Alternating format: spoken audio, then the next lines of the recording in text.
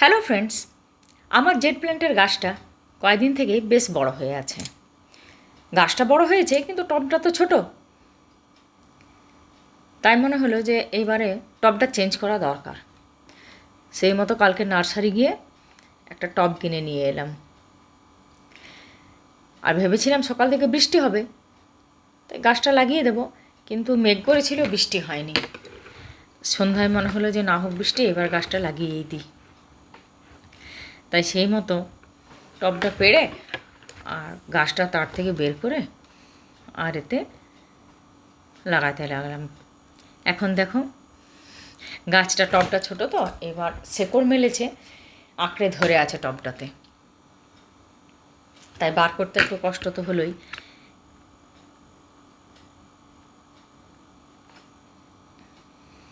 এবার শেকড়টা একটু আলগা হলো, তারপর গাছটা বড় টবে আমি বসিয়ে দিলাম। কিন্তু বসানোর আগে আমি ডালগুলো একটু ছেঁটে নিলাম, যাতে গাছটা একটু হালকা হয়। একটু হালকা হলে গাছটা বাড়বেও ভালো আর দেখতেও ভালো লাগবে। তাই আশেপাশের ডালগুলো আমি ছেঁটে দিলাম সব। এবারে গাছটা টবটাতে বসিয়ে দিলাম। বসানোর পর বাকি যে মাটিগুলো ছিল সেইগুলো তার চারপাশে দিয়ে দিলাম। জেট প্ল্যান্ট কিন্তু খুব যত্নের, বলো। আমি এর আগে একবার লাগিয়েছিলাম এরকম, ছোট টব থেকে বড়, লাগেনি ভালোভাবে। তাই এইবার একটু যত্ন করেই লাগালাম। লাগানোর সঙ্গে সঙ্গে একটু সার নিয়ে এসেছিলাম কালকে, সেটাও দিয়ে দিলাম, যাতে গাছটা বাড়তে সুবিধা হয়। তারপর আরও যে ডালপালাগুলো ছিল আশেপাশে সেগুলো আবার ছেটে দিলাম, কারণ ডগটা ভেঙে গেছিল গাছের। তাই সেটাও ছেটে দিলাম, আশেপাশের ডালগুলোও ছেটে দিলাম।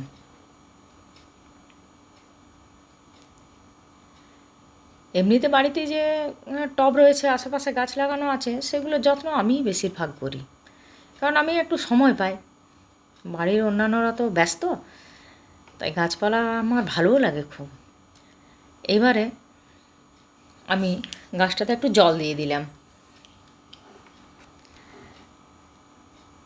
জল দেওয়ার পর এই যে মাটিটা একটু খুঁড়ে দেবো, যাতে কী হয় জলটা ভেতর পর্যন্ত ঢুকতে পারে। যেহেতু নতুন লাগালাম, মাটিটা শুকনো আছে। বাস, এবার হয়ে গেল আমার জেট প্ল্যান্ট লাগানো। দেখতে ভালো লাগছে না বলো? আর এবার বাড়বেও ভালো। তোমাদের বাড়িতে নিশ্চয় অনেকের বাড়িতেই আছে না জেট প্ল্যান্ট?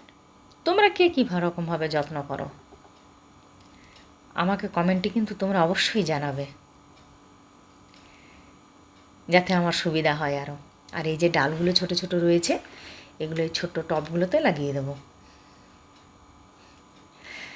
ঠিক আছে বন্ধুরা, তোমাদের সঙ্গে দেখা হবে আমার পরের ভিডিও।